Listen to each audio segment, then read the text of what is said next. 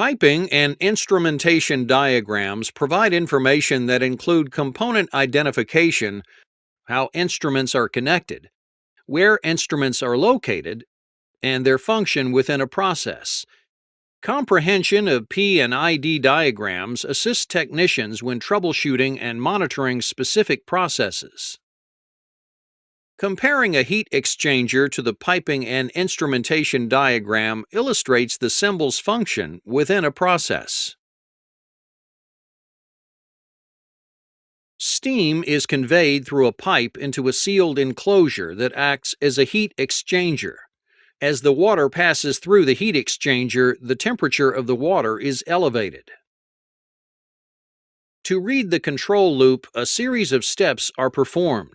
Identification of the control loop is notated by the tag number 401 within the balloons. The valve that allows steam to flow through the pipe is the symbol with two triangles. In the top portion of the symbols is the functional identifier, and the first letter denotes the measured variable. The first letter of each functional identifier is the letter T, which defines the process of temperature control.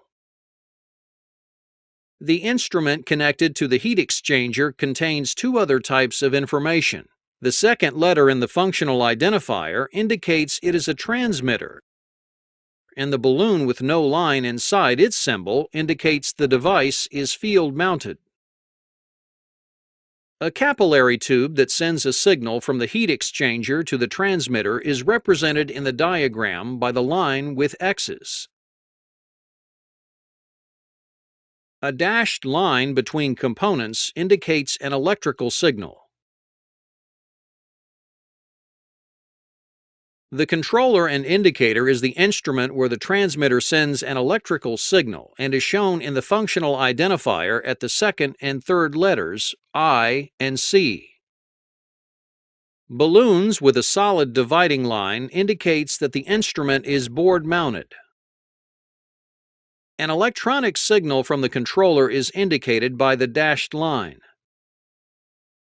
The controller output is connected to the transducer that controls the steam flow, indicated by the second letter, Y, of the functional identifier. The transducer converts an electronic signal to a pressure signal and is indicated by the square containing the letters I and P. The line with diagonal marks designates a pneumatic connection. The pneumatic-controlled diaphragm actuator that opens and closes the globe valve regulates steam in the process. The actuator is represented by the half circle in the P&ID.